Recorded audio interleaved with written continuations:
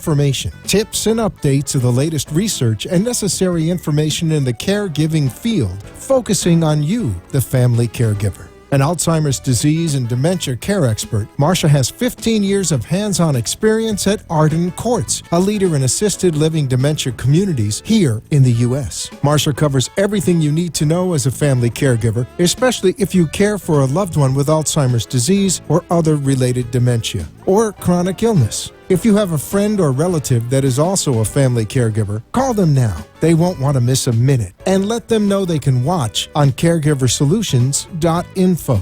And they can listen on WNN 1470 AM in South Florida or nationally on the iHeartRadio app. Now, sit back, relax, and learn from our host, Marcia Teele, as she brings information to you that may just be the caregiving solution you need. Hi, everyone, and welcome to Caregiver Solutions Info Show. I'm so happy that you could join us today. We have another wonderful program.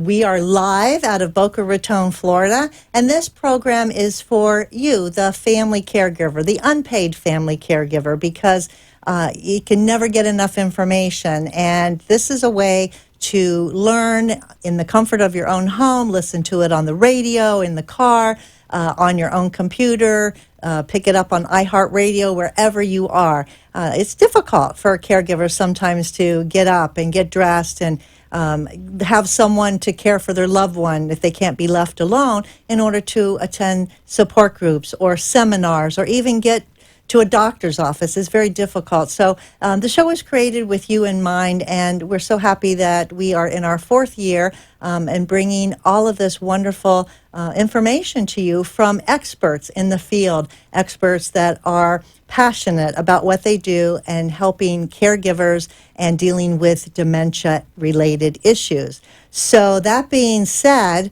I'm just going to get right into my first guest today because she's a repeat guest, and I'm so excited to have her back.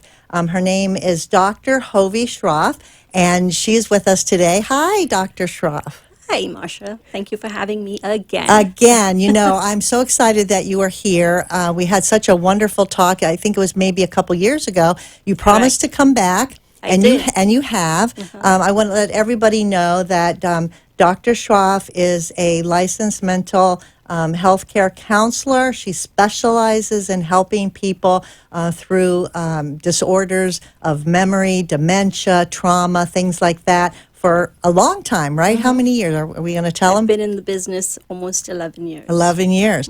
And I can tell you that I spent some time with you. Many times we've been together. And Dr. Schroff is so kind and so passionate and so helpful. And now you're back with us, but this time you're back with something very new. Yes. And she wrote a book. I did. And this is exciting because this book came out just this year, right? It did come out this year, yes. And it's called Will Grandpa Remember Me? A Children's Guide to Alzheimer's Disease. And I'm holding it up here for people that are watching us on the website, caregiversolutions.info.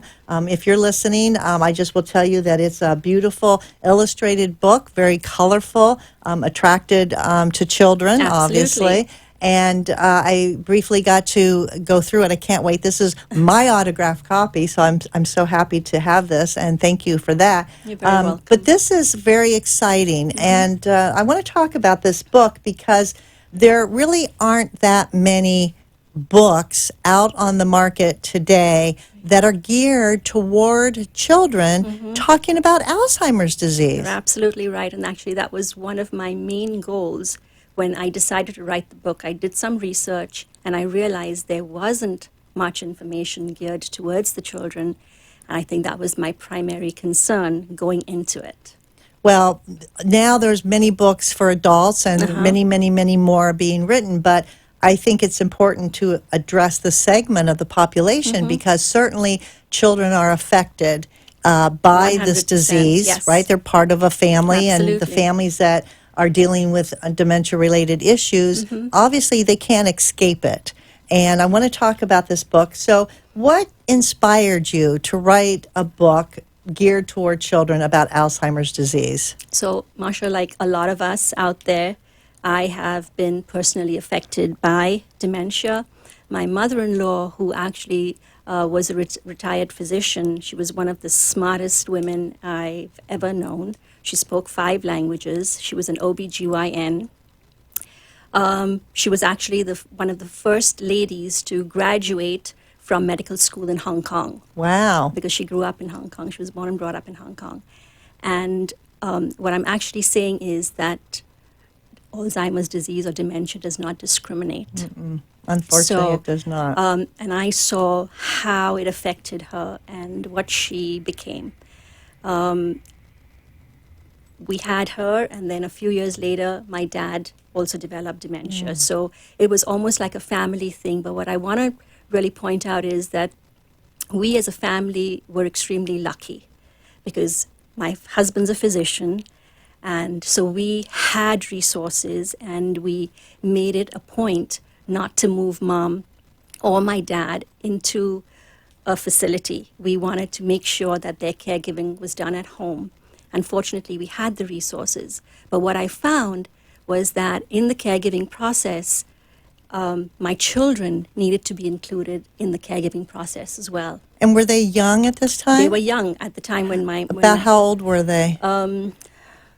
my younger son was probably maybe about 10 or 11 years old. Wow, okay. So they're there with Right. all this going on in the Right. family, dealing with, the Exactly. mother-in-law, your dad. Right. They're seeing this, they're living it, they're part of it. Exactly. And so how did you see that it affected your children when you were caring for your parents? Well, the books that I kind of got to basically talked about protecting the children, not including the children. Is that right? In the process. Huh. And I was of the opinion that I really wanted them to know what was really going on.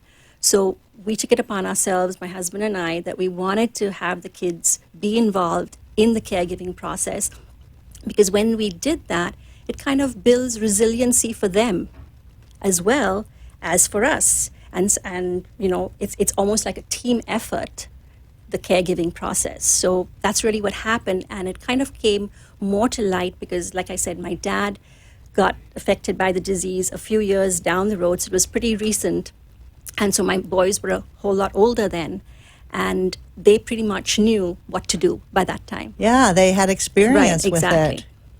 And how long did it take you to write a book like this for children? Because I know So- that there's a lot that goes into it. Right. So it's a labor of love, and this labor of love took 3 years in the making. Yeah, I mean, it has to be just right, and Right. it's not easy to put this information into a book from the perspective of a child. Right. And certainly with your education and your background and having a doctorate degree in mental health, I'm sure It did it help. helped, Yes. but it's still not easy. Right. And I know this is something that's much needed. So in the book, it's adorable. Thank you. The colors, the characters are very adorable, and it's relating to Grandpa. It's relating to grandpa. Right, and I like how Grandpa looks, and the little boy in here is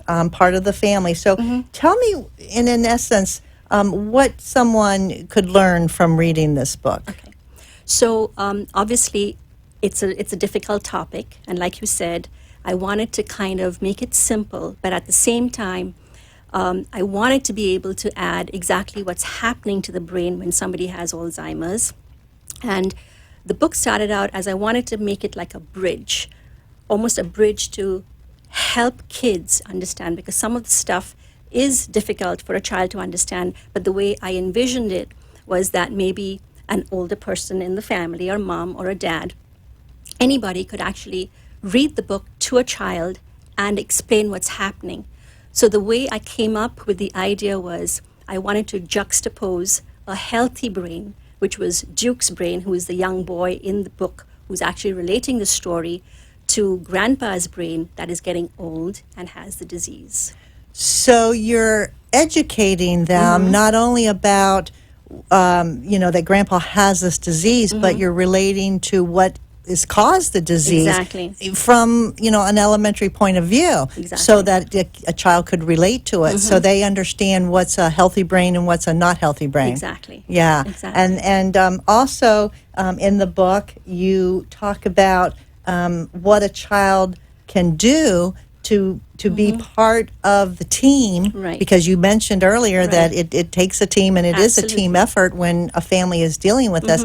So what can a child do from different ages? Of course, are Right. going to be different things. So give us an idea of like a certain age, and Okay. take us up different ages of what different age children could do to help the major caregiver and be part of that caregiving team. All right. So for I would say from about 9 years old to, let's say, about 12 years old, or even 8 to about 12 years old, the thing that I found in my experience that really works well is creating a treasure box. So it's almost like a memory box.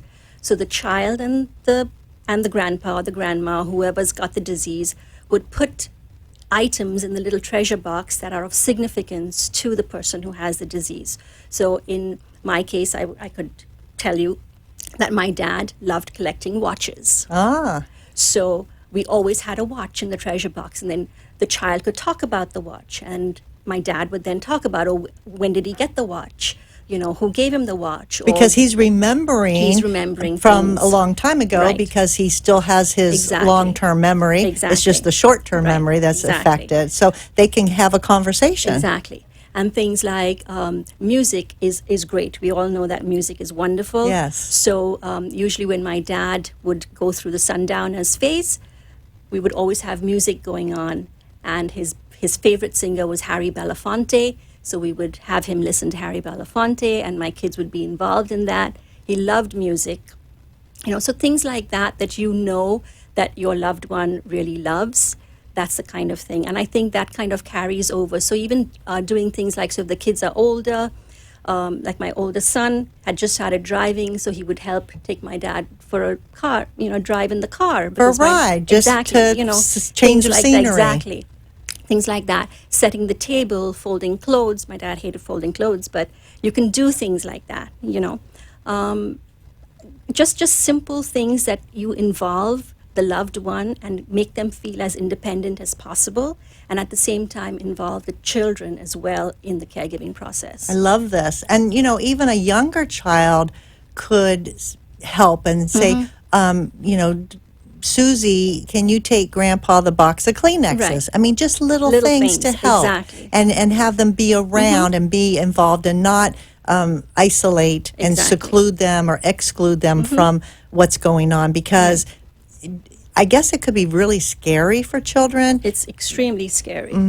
And were your children at first frightened, or how did you overcome that? Yeah, because the question is that going to happen to me, Mommy? Am I going to get it? And our policy was never to lie, always be honest.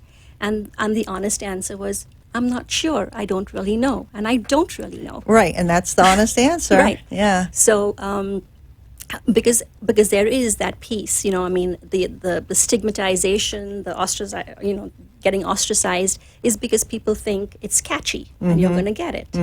So, So you explained about it to Right. them to alleviate their fears. Exactly. And as much as they could understand at the time.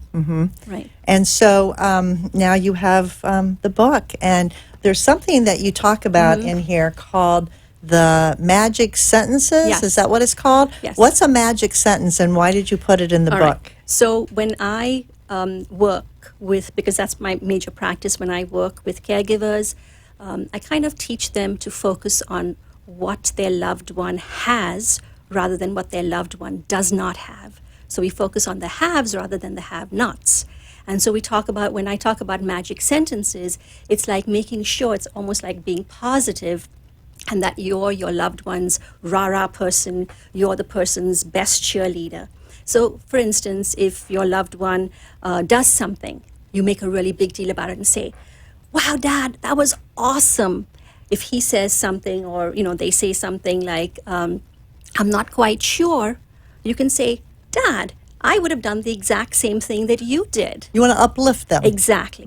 And try to kind of be there for them, because the disease, the biggest thing that I've noticed with the disease is the lack of self-confidence, right? They're not sure. In the person who In has the the person disease? who has a disease. And sometimes in the caregivers, Right. too. So I kind of akin the caregiver to a lighthouse.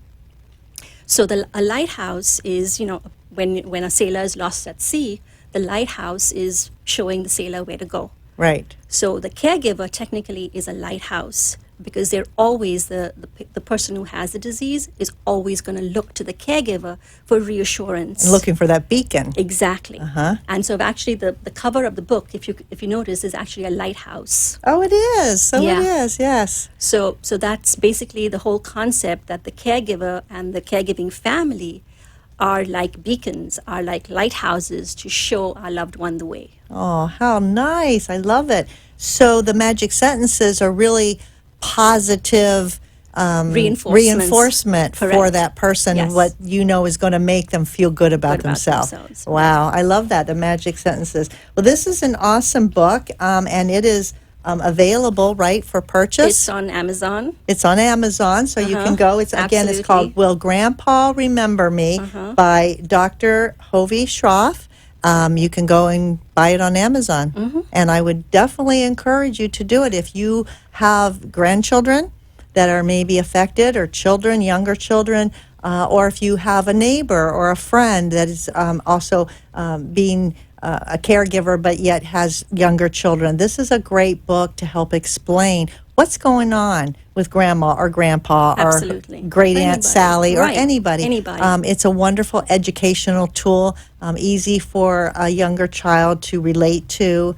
And I thank you for writing this. Oh, thank you for having me explain about it. Well, I love it, and thank you for my copy. You're very I'm welcome. gonna cherish that.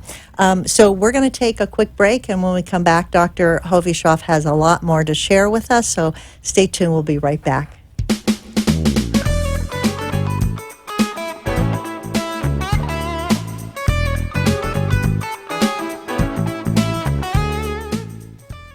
Arden Courts is not just a place to live, it's a place to call home. Residential living combined with quality caregiving. This is the philosophy behind Arden Courts. Communities created exclusively for individuals with Alzheimer's disease and related dementia who would benefit from a safe and structured environment. For additional information about any of the unique services Arden Courts provides, call 888-478-2410 to locate a community nearest you. Inquire about our educational seminars, resource library, or support groups, or simply feel free to ask questions you may have about Alzheimer's and related dementias. At Arden Courts, we know, we understand, and we can help because memory care is all we do. Remember, call 888-478-2410 for additional information about any of the unique services Arden Courts provides. You are listening to your host, Marcia Teele, an Alzheimer's disease and dementia care expert on CareGiverSolutions.info. If you have a question or wish to share a story, call into the show at 888-565-1470 and talk with Marcia. Now, back to Caregiver Solutions. Thanks for joining us today. Dr. Hovey Schroff is with us. We've been talking about her new book. This is very exciting. Will Grandpa Remember Me? Dr. Schroff wrote this book from personal experience and from experience working with caregivers and helping caregivers to understand how to teach younger children what's going on in a family affected by Alzheimer's and other related dementia. So you work with caregivers all the time. That's what you do. I do. You're a licensed mental health counselor with your doctorate in that, and you've been doing this a long time, and I know you help a lot of people. I know you have some followers that this just love you, and I understand why. But you mentioned before we went to break something about the stigma. You mentioned that word stigma. Right. So let's talk about stigma related to Alzheimer's disease. What do you see? If I had a magic wand, Marcia, that's the one thing I would like to correct, is the stigma. Because it's like the minute you say the A word or the D word, it's not I mean, it's not like the C word, because the C word, which is cancer, is curable. But dementia or Alzheimer's is not. Yeah. And so everybody thinks as soon as we say that word, the A word, it's like, ooh, Yeah. I'm going to get it. So I don't want to They're afraid of They're that. afraid. And it kind of conjures up all these images of, frustration, anger, depression, anxiety, and most of all based from fear, because they don't know how to deal with it. And so I always say, learn, educate yourselves, because that's the only way you can get rid of the stigma. I often, right now, I've been dealing with a lot of women who've had to place their loved one, their spouses, in a facility.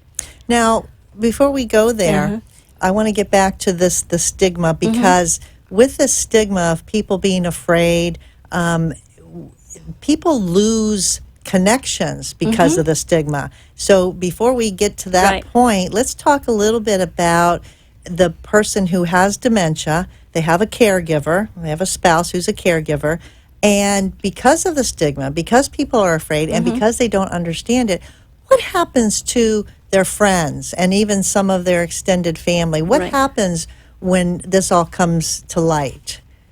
Basically, they get ostracized. A lot of them get ostracized.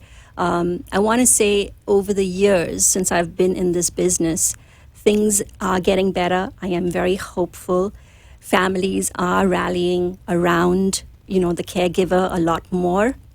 But there's still that stigma. There's still that ostracizing the person who has it. And the reason they do that is because of their fear and of not being educated to understand what is really going on and what they can really do to help the caregiver. There you go. Rather than not help the caregiver. Right, because I know that people, given a chance to help, they would want to help. Absolutely. But once they're educated, no, this is not contagious, and no, you can't catch it. And a lot of people, though, that want to help, they're fearful because they don't understand the disease and they don't know how to relate to someone who has the disease, especially at later stages when it gets more difficult with language and maybe a lot of negative behaviors are going on with that person with dementia. So if you have a wife who is the caregiver and she's telling you in your office during a counseling session, she's explaining this to you, I've lost my friends because they don't understand, they don't get it,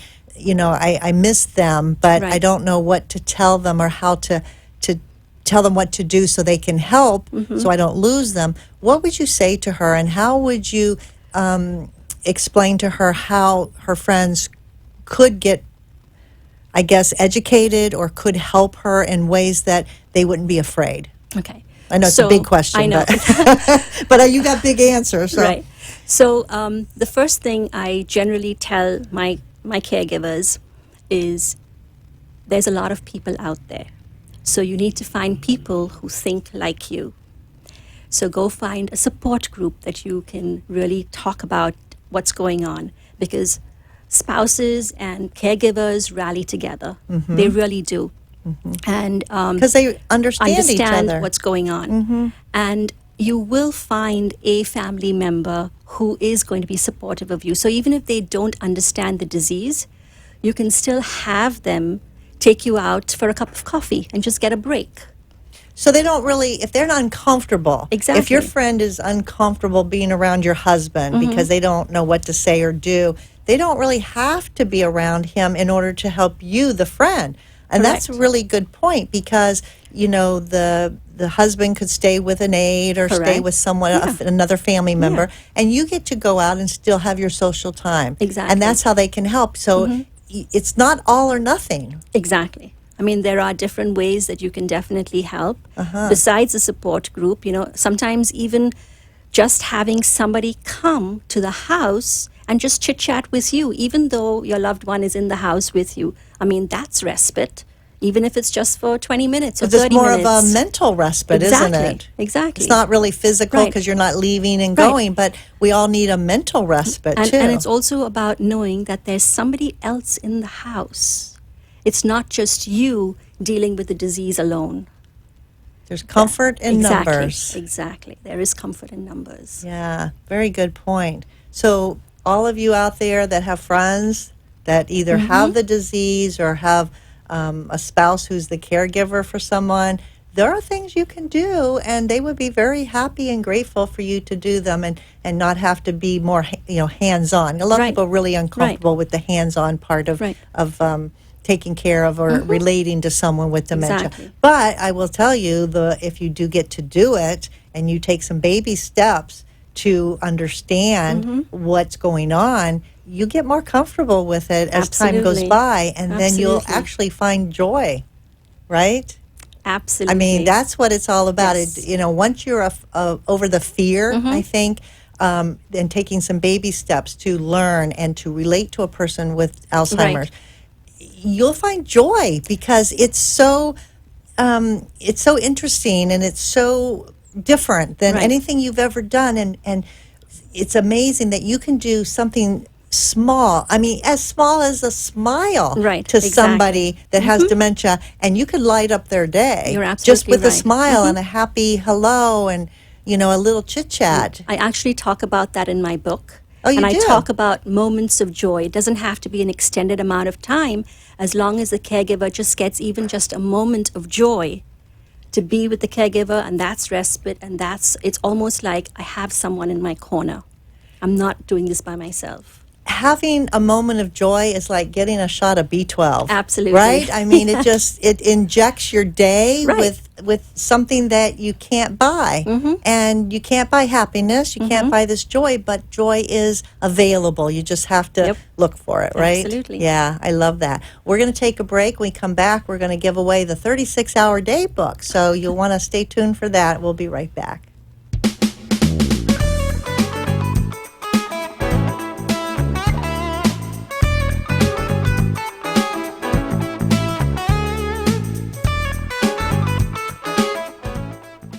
Arden Courts is not just a place to live, it's a place to call home. Residential living combined with quality caregiving. This is the philosophy behind Arden Courts. Communities created exclusively for individuals with Alzheimer's disease and related dementia who would benefit from a safe and structured environment. For additional information about any of the unique services Arden Courts provides, call 888-478-2410 to locate a community nearest you. Inquire about our educational seminars, resource library, or support groups, or simply feel free to ask questions you may have about Alzheimer's and related dementias. At Arden Courts, we know, we understand, and we can help, because memory care is all we do. Remember, call 888-478-2410 for additional information about any of the unique services Arden Courts provides. You are listening to your host, Marcia Teele, an Alzheimer's disease and dementia care expert on CareGiverSolutions.info. If you have a question or wish to share a story, call into the show at 888-565-1470 and talk with Marcia. Now, back to Caregiver Solutions.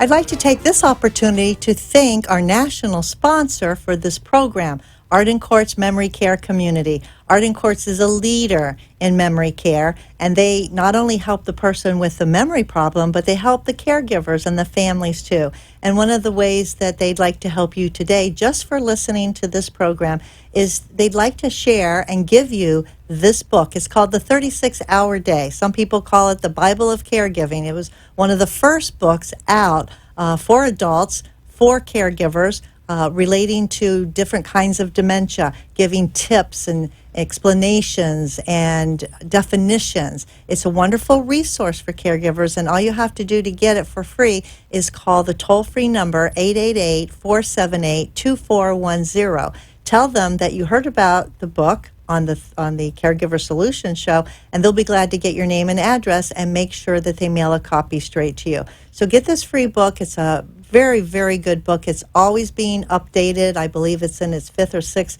revision now, so it's constantly being updated by Dr. Peter Rabins, The 36-Hour Day. So call 888-478-2410 and get your copy of The 36-Hour Day. And so my guest today is Dr. Hovie Schroff. She also wrote a book, and hers is for children, called Will Grandpa Remember Me?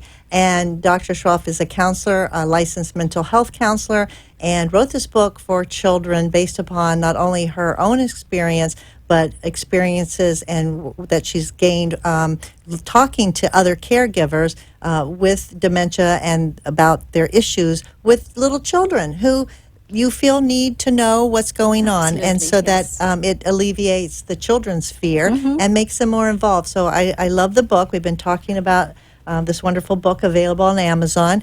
Also, I want to talk about a little bit about the caregivers get through their days, right? I mean, their days are aptly named the 36-hour day because they put more into a day than most people in 24 hours. And they get overwhelmed and they get stressed out and they get to the end of their rope, right? And I know everybody, if they had their wish, they would like to keep their loved one with dementia at home. But it's not always possible. Sometimes they don't have the resources, sometimes they don't have the patience, sometimes there's not even a caregiver to care for them at home for various reasons, right? And sometimes it's better for the person with dementia to go into a memory care community for more help with their stimulation, their socialization, and they get more, right, than they could even get at home. Right. Because there's nurses there's caregivers around the clock. So sometimes it comes to that point. And I know that you help a lot of caregivers that are near that point or reaching that point or have gotten to that point. Right. So I want to talk a little bit about getting to that point. How do they reconcile in their own brain that it's time? And then after they make that decision, which is a difficult decision Extremely to make, difficult. then we want to talk about what happens next. But let's talk about making that decision and how tough it is for caregivers and how you counsel them through that. Okay. So the question that I always get asked is, when will I know that it's the right time? That's a very popular question. Right. And my answer is very simple. You will know. That's it? You will That's know? it. You will know. And then I kind of, elaborate on that and I say, safety first. So it's really important that you are safe as well as the person with dementia is safe in the house. That always comes first. That tops everything. If you feel that you cannot provide safety in the home for your loved one, then that would be definitely a box that you would have to check off to make sure that maybe there's another facility or a memory care center that could provide that safety. So that's a red flag right there. Absolutely. That means you're ready. Right, you're ready. What And, else? The other thing is also a lot of people come to me and they say, I can't do it because I'm going to feel really guilty. Yes. That's another big That's one. a really big thing. The other thing is shame. Why am I doing this? I married this person. I said I would go, be with this person through everything, and now I've come to this point. But it's also, the statistics show, Marcia, that the caregiver usually, I think it's over 40% that the caregiver sometimes passes before the person who has dementia. Or at least ends up in the hospital from and it's stress that causes that, right? And I always tell my caregivers that if you are so incapable of taking care of yourself, how can you possibly take care of your loved one? True. And when you come to that point, that's when you know that it's time. So this is comforting for caregivers to sort of have a gauge. Right. To say, okay, am I there yet? Because they're so involved in the process. I think sometimes they don't stop long enough to look at the whole situation and be able to look at it objectively. Absolutely. And like you said, they're so involved that it's almost like go, go, go 24/7, that they're really not taking time to take care of themselves. And I've had so many of my patients who've landed up in the hospital because they themselves are so overworked, and self-care is kind of out the window. They're really not taking care of themselves. And of the ones that landed in the hospital, was that a breaking point for them, knowing Yes. that, okay, now I know what I really have to do and get some help? Right. Absolutely. And it's always a difficult decision, but I think it's almost sometimes a relief, but not a relief as in placing them, but a relief that there's somebody else better than them who can take care of their loved one. Yeah, and if they can come to that realization, Right. that's going to help with that guilt, right? Right, And that shame, absolutely. because they're actually doing something for their loved one, not to their loved one. And Right. I always said, if you change one little word from to 4, it Right. changes the whole meaning of helping somebody, because you're not placing them in a community. You're not doing something to them. You're giving them, right? What's best for them, What's yes. best for them. It's an opportunity. Right. And it really is an opportunity for both the caregiver and the person with dementia, because they both benefit from it. So that being said, okay, let's say that you have a caregiver who has come to that realization, and she knows that she must put her husband in a memory care community. She's checked the boxes. Right. She's talked with you. It's definitely the right time for her. Right. And now she has, right? Now she goes back home. And then what happens? What's next for her? How does somebody go through the feelings of doing this, because now they've actually done it, but then how do they get on with the rest of their life? And I know that's a big part of what you talk to caregivers about. Right. So it's a great question, Marcia. I get asked that all the time. So the words that I like to use is I kind of help them get used to their new normal. A new normal. A new normal. Interesting.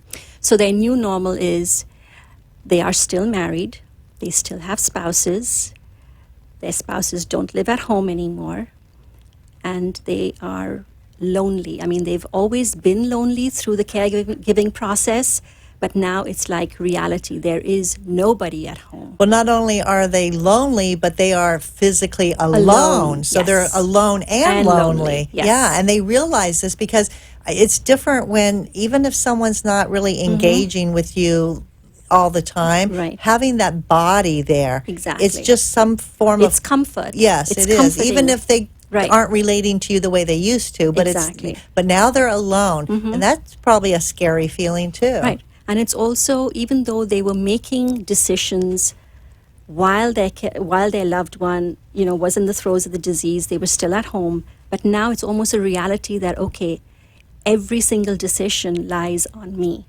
So it's like a game changer, because now it's the realization that I really am all by myself and I have to take care of everything all by myself. Yeah, the house, the The finances, I mean, everything. and the decisions at the community, because even if you put you have a loved one that you place in a memory care, you're still making decisions. Exactly. You're still the decision maker. Exactly. You still have to decide about medical treatments. You have to decide about, can he go on an outing? You have to decide, I mean, simple things like, how often should I go?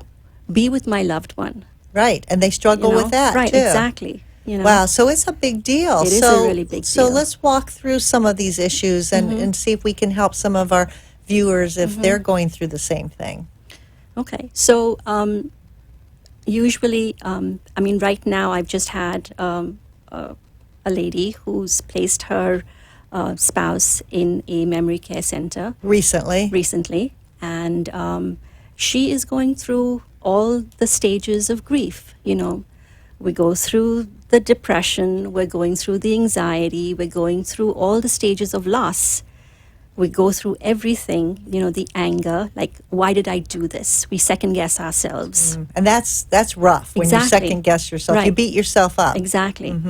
And we, as you know, are our worst critic. I mean, we can never forgive ourselves for the mistakes that we've made. However, if we have a friend, and this is what I tell my caregivers, if you had a best friend and he or she was going through the same thing that you were going through, you'd be the first one to say, hey, Mary, you did the best that you can. Don't be so hard on yourself. But when it comes to us, we are not kind to ourselves. Yeah. And we kind of lack that self-compassion. So I actually train them in self-compassion and being kind to yourself and not second-guessing yourself and knowing that you did what was best for your loved one and for you in the moment. And they might realize that for the moment and they get it. Right. But I don't think it has staying power right away, right? It doesn't, It's no. a process. It is a and it's not process. something that they're just going to, okay, I got it. Right. And I'm good with it, because with time Right. and they're thinking a lot, they have more free time because they're not the caregiver now 24/7. They start, like you said, Right. second guessing or what if, and doing the what ifs. Yeah. And so actually, I think that was a really good point that you made. And I've noticed that it really comes to light and they start believing in it when they do visit their loved one and they see their loved ones happy, engaged, Yeah. and they get that moment of joy. That's what to they're see. ultimately Exactly. looking for. That's going to make And- them know, right. oh, look at, he's happy. I'm Right. happy. And so, I mean, I always stress it's about the quality of life, not only for you as the caregiver, but also for your loved one. You know, and if you can provide that and know that, I think we're good. Yeah, it's a process. It is a process. And thank goodness there's people like you that can hold literally and figuratively, I'm sure, both, someone's hand Absolutely. and guide them through this difficult time, because it's not easy. No, it's not. So back to a question that you brought up. A lot of people say, how often should I visit my loved one? What do you say to that? As often as you want. As long as it makes It's you happy and your loved one happy? Exactly. And sometimes they say, it's too painful. I can't go so often. Right. I say, okay, so Don't- live in the moment. If one day you feel like you can't, maybe tomorrow when you wake up you will. So see how you feel in the moment and take it one day at a time. Yeah, I mean, really, that's the best advice, Right. because they shouldn't kind of pin themselves down to a specific schedule, Right. right? And I always say, it's not really good for their loved one to actually have a schedule that they know that their They're gonna come. caregiver are going to come, because Right. sometimes if the person who's in the memory care, right, and if they have enough wherewithal to know, okay, my wife is coming, or It's she's lunchtime, supposed to come, yeah. it's lunchtime, she's supposed to come Right. today. Well, what if the wife gets hung up, or Right. she has a flat tire, or she has a doctor's appointment or something, Right. and all of a sudden now her husband is sitting there not wanting to eat, Right. because oh no, my wife is It's gonna coming. come. And no matter what you say, he's already gotten conditioned to expect Exactly. her at lunch every day. Right. So I always tell the caregivers, mix it up. Right. Don't set a precedence, because they're going to be better off for that. And so will you, because I think sometimes when they have schedules, I must get there. Oh my Right. gosh, I got to run. I got to quit. I got to leave my beauty Right. appointment because I got to go, Yeah. it's noon. Right. That's giving caregivers more stress. Right. Right? Right. And it's putting, undue anxiety, I think, on the person in the memory care Exactly. who sits there waiting Waiting for for them. them. Yes. Yeah. Yes. So I like your advice. Just one day at a time. Don't make it a schedule. What about families who live, let's say, adult children whose parents live down here in South Florida in a memory care, but the adult children who may also be the durable power of attorney, the responsible party, and they live up north. Do you ever deal with adult children from far away, and how Yes. can you help them, or what do they need? Great question. Yes, and I do deal with adult children who live up north or wherever they live.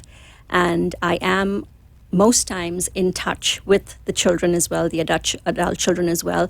And I do that not so much for the parent who's in the memory care center, but for the parent who is the caregiver.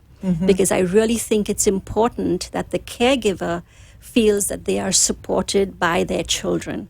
So I often encourage the children to send little text messages, because that's the way kids communicate these days. So it doesn't have to be a long email or "Mom, how are you doing?" or "What are you doing?" Just sometimes just sending in a little heart emoji and so that the mom knows, okay, I have my people are here for me, Yeah. and it really changes their day.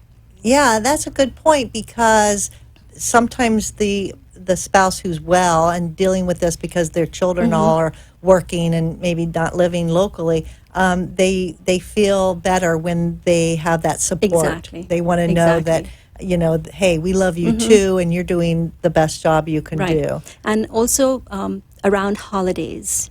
and important milestones. I always encourage the adult children to definitely somehow make sure that the spouse who's at home, the parent who's at home, has some sort of support, has somewhere to go to for the holidays if they can't come down for the holidays.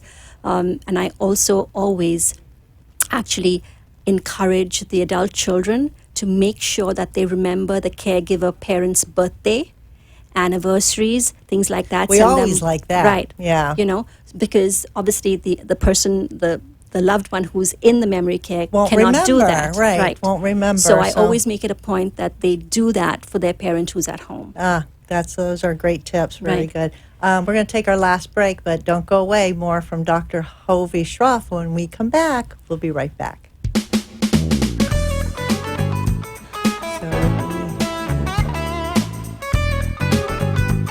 Arden Courts is not just a place to live, it's a place to call home. Residential living combined with quality caregiving. This is the philosophy behind Arden Courts. Communities created exclusively for individuals with Alzheimer's disease and related dementia who would benefit from a safe and structured environment. For additional information about any of the unique services Arden Courts provides, call 888-478-2410 to locate a community nearest you. Inquire about our educational seminars, resource library, or support groups, or simply feel free to ask questions you may have about Alzheimer's and related dementias. At Arden Courts, we know, we understand, and we can help because memory care is all we do. Remember, call 888-478-2410 for additional information about any of the unique services Arden Courts provides. You are listening to your host, Marcia Teele, an Alzheimer's disease and dementia care expert on CareGiverSolutions.info. If you have a question or wish to share a story, call into the show at 888-565-1470 and talk with Marcia. Now, back to Caregiver Solutions. We're back, and my guest, Dr. Hovey Schroff, is here. She's a licensed mental health counselor, author, all-around general good person, and helps a lot of caregivers through all the issues that caregivers deal with. So before we have to end today, unfortunately, the time goes by so fast, I want to talk about something that I know that you talk to your caregivers about. After they've placed their loved one in a memory care, right, and they go through all those emotions, there comes a time when they don't want to be alone anymore. Right. So do they struggle with being married but yet wanting to maybe have a companion? And what do they say and what do you tell Right. them? So oftentimes, yes, there's that struggle. Do I want to be part of just a women's group and just gravitate towards women things and do solo activities? But oftentimes, a lot of the women especially would like to have a male companion, but they're always ridden with guilt. They feel like, Because how they're can I do married. that? Exactly. Yeah. Because technically, they're not widows or widowers. However, I have to say, the men seem to fare a whole lot better than the women do. I can understand that. Yeah. But, sometimes you don't or can't go somewhere alone, and you really Exactly. need a date or a Right. companion to go to do something with, and it makes it more fun and enjoyable. Right. So, but yet they feel guilty, and is it wrong? And what do you tell them? I always tell them, do what makes you feel comfortable. If you're comfortable doing it, because everybody's so afraid of what Susie's going to say or what Mary Jo is going to say. All the And gossip. Exactly. And my kind of counseling is do what makes you feel comfortable in the moment. And I noticed you said comfortable and not happy. Yeah. And there's a difference. There is a difference. Comfortable is, are you comfortable with what you're doing? If the guilt is still there, then you're not comfortable. Because you could be not comfortable but happy, Right. and maybe that's not the right way to look at it. I mean, happy is kind of relative, right? Your happy is different from my happy. But when you're comfortable, you're okay. You're in your space. In your space. And that's how I kind of use the word, and I kind of explain it to them. Oftentimes, even when the spouses are placed in a memory care center, they make friends That's true. and they have companions. And so sometimes when that happens, the spouses who are left at home say, okay, now I don't feel so bad because my husband or my wife has a friend at the memory care center. So there are different things that, kind of materialize, so to speak. And I always say it's about being in the moment. It's not about what happened in the past, and it's not about what's going to happen tomorrow. It's about what's happening right now for you and how you are able to deal with what's happening with you right now in the moment. Yeah, and don't worry about what other people are going to say, because they're not walking in your shoes. Exactly. They aren't in your space. Exactly. They don't know what you're going through. Because every caregiver is different, every person with dementia is different, and every situation is different. So I like that. I thank you for explaining that and helping everyone. We're talking about her book too today. I think now that you've written this children's book, I think you should probably go on to the next phase and to write one for adult children or for spouses, because it's a good idea. Yeah, I think it's a great idea. So this book is written by Dr. Hovey Schroff, Will Grandpa Remember Me? It's a wonderful book. Just came out, and you can get it at Amazon, amazon.com, under their books, and order it and have it at your house. If someone is listening and watching today and you do have a practice here in South Florida. Matter of fact, it's actually called South Florida Counseling Associates. And if they would like to contact you and maybe go further in discussions, can they do that? Absolutely. And tell them how to do that. So you can contact me via email, and my email is drhoveyschroff@gmail.com, or you can just simply call me at 561-800-2527. Okay, and you have a website? I do. It's www.drhovey.com. Very simple. Okay, and the doctor is just DR, not spelled out. Correct. So it's just drhovi.com. I encourage you all to contact Dr. Hovey Schroff, because she's amazing. She does great work here in South Florida with caregivers, and she has written this wonderful book, and I just can't say enough to thank you for coming on to the show today. Let's talk, before we leave, we have a few more minutes left. Let's talk about what caregivers need to know at the end stages when their loved one, maybe they're on hospice, or maybe they've just passed. What do they go through, and is there any advice for them? Okay.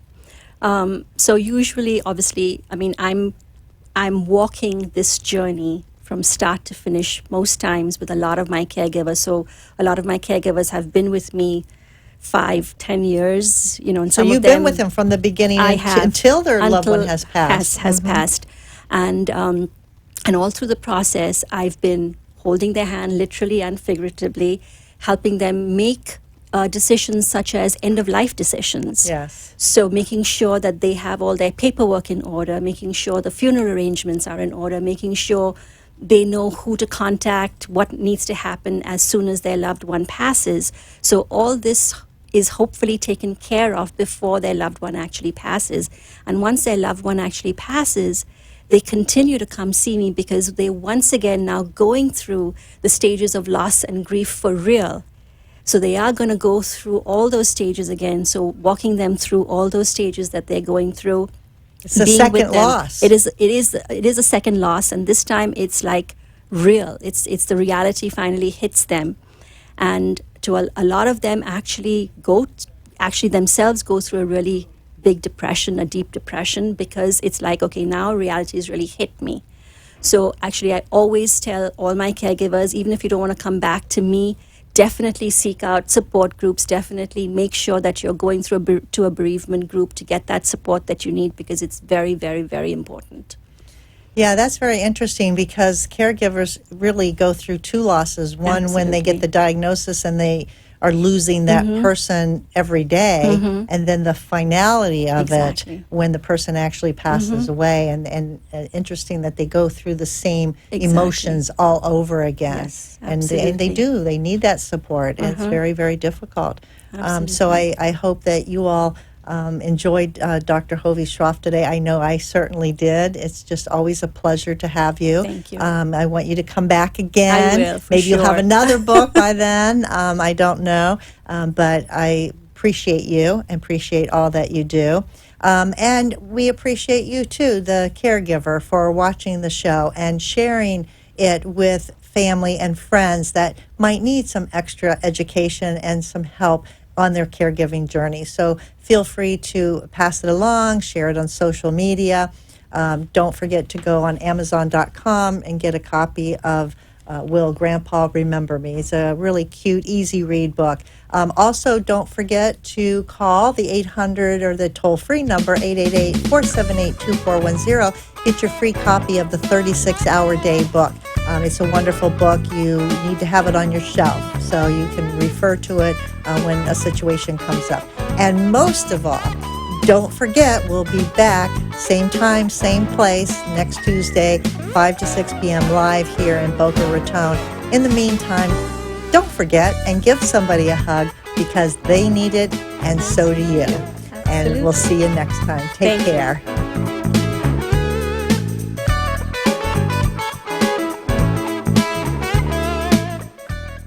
Thanks for joining us for this week's Caregiver Solutions with Marcia Teele. Join us next week as Marcia, who has 15 years of Alzheimer's disease and dementia care experience, brings you more needed information to help with the care of your loved one. This show can be seen again on caregiversolutions.info, and questions can be left on the site, which may be used on the program to help others. See you next week for more Caregiver Solutions.